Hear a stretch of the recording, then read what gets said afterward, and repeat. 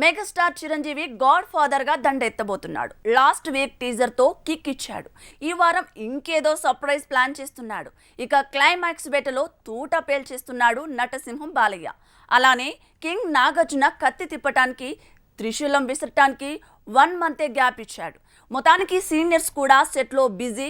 Theatres మీద దండెత్తే విషయంలో గజిబిజీ. King Nagarjuna the ghost మూవీతో దసరాకు దండెత్తబోతున్నాడు. వచ్చే నెల 9న బ్రహ్మాస్త్ర రాబోతోంది. అది విడుదలైన 26 రోజులకే ది ఘోస్ట్ సందడి షురూ అవుతుంది. ది ఘోస్ట్ బ్రహ్మాస్త్ర ప్రమోషన్లో నాగ్ బిజీ అయ్యాడు. ఇక మెగాస్టార్ చిరంజీవి గాడ్ ఫాదర్ గా అక్టోబర్ 5 మీద దండెత్తబోతున్నాడు.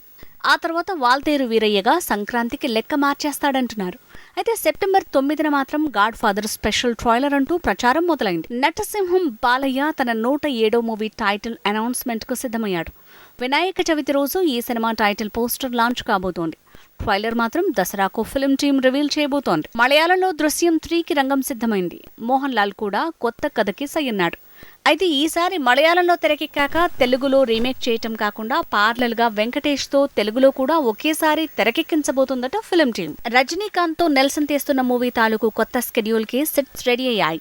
టాకీపాటు తెరకెక్కుతున్న టైంలో సడన్ గా ఫిల్మ్ టీం సాంగ్ షూటింగ్ కి ప్రిపేర్ అయింది.